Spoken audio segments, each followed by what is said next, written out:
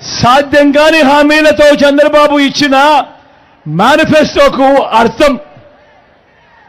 మరోసారి చంద్రబాబు నాయుడు గారిని నమ్మడము అనంటే దాని అర్థం మళ్ళీ కొండ చిలువ నోట్లో తలబెట్టడమే అన్నది ప్రతి ఒక్కరూ కూడా గుర్తుపెట్టుకోమని కోరుతా ఉన్నా.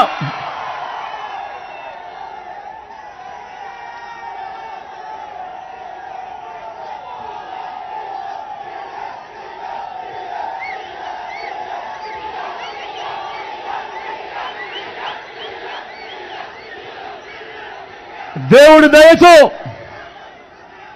మీ చల్లని దీవెనలతో